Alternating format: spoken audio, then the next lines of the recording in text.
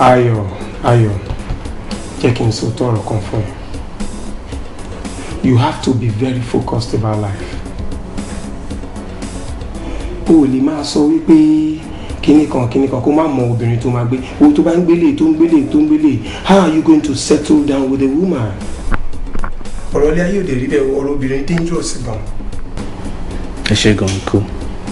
Mo dey appreciate gbogbo nǹkan tẹ́ ń sọ fún mi. Bí kò bá lè dání, mo appreciate ẹ gan. But fún pé bóyá mo settle down ìyẹn things of the past ni. Mo ti settle down sí, mo ti rí èèyàn tí mo fẹ́. Mo dẹ̀ máa settle down pẹ̀lú ẹ̀ kó tó 2 months nísìnyí máa sọ fún mi pé mo fẹ́ marry.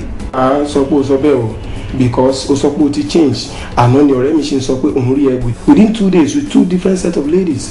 Àtúmọ̀ àgbọ̀pọ̀ ń dirun. Why? You gotta look responsible. Ẹ wo uncle, mo ti máa ń sọ fún màmí times with that number wípé gbogbo àwọn ladies tí wọ́n rí mi pẹ̀lú yẹn business partners mi lásán ni wọ́n ní kankan ṣe pẹ̀lú mi. And ohun tí mò ń di yẹn is just for the restaurant, for the entertainment. A máa ń ṣe shows, àwọn èèyàn máa ń wá hip hop dẹ̀la wà náà ń sìn torí ẹ̀ ni so that wọ́n lè máa patronize wọ́n á lè máa tà.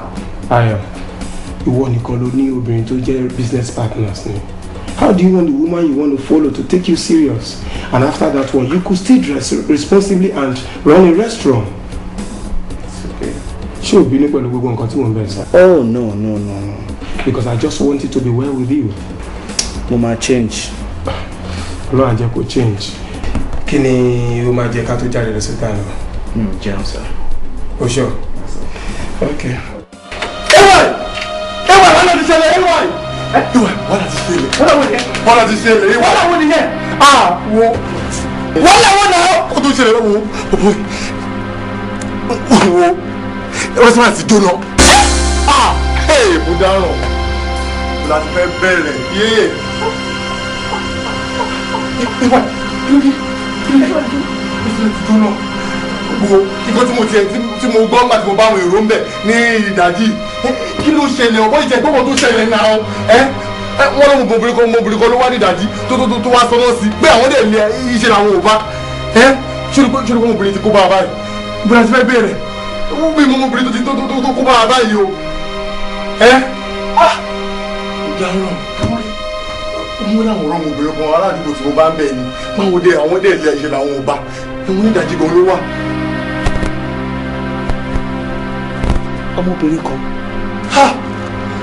Dáràn gbèsè. Fọlákẹ́mi. Fọlákẹ́mi bíi ti báwo. Fọlákẹ́mi. Ṣé o mọ̀ ni?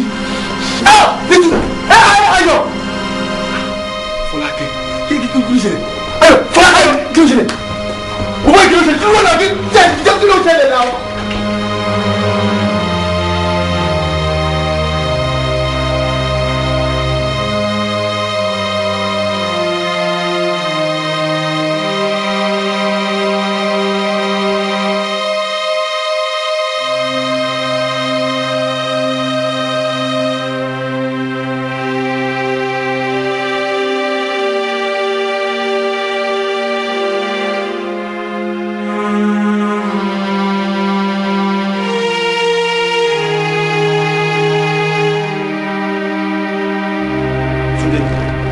Sórí gbogbo choice tí kọ́nà ń sọ yẹn àpò ara ẹ̀ ló ń sọ sí Ọlọ́run yọ ìyá láì já ẹ̀ tí mo bá lé kẹ́gbẹ́ mo bá ní ẹgbẹ́lẹ́ gbọ́.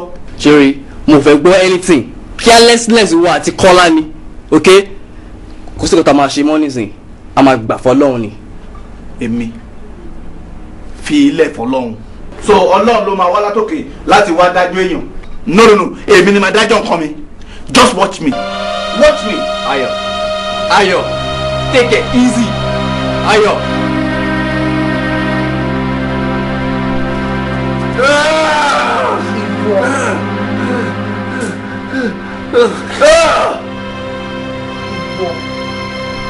Ó fi ìbọn lé ní káàkiri.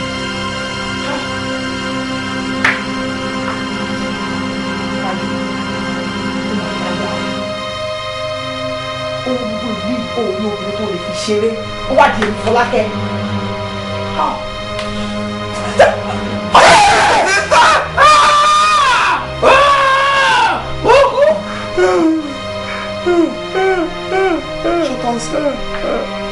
gbogbo agídí oṣù bò ó máa kú ohun tí mi kà ó nínú kú tí mo fẹ́ kó kú ikú díẹ̀díẹ̀ ni pé kí n ra etí ẹ̀ dànù kí wàá mú inú ẹ̀ kí n ṣe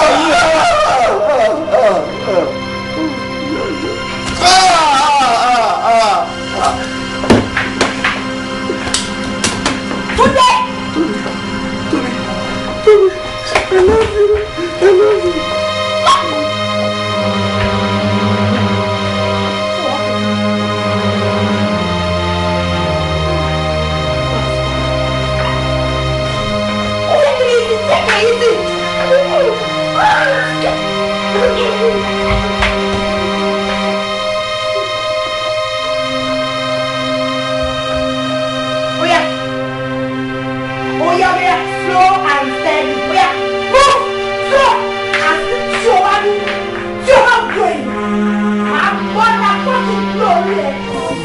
Ẹni fọ́lé àgbọn ó ti kọ́ jọ̀gbọ́n ẹni kọ́rọ́rọ́ nírú òrùgì oyin ẹni tọ́ka nírú mọ́lẹ̀ àríjà ìjò afáyàfà ẹni fọwọ́ ẹ̀fà jọ̀gọ̀dì fúnra rẹ̀ ni ó ràn.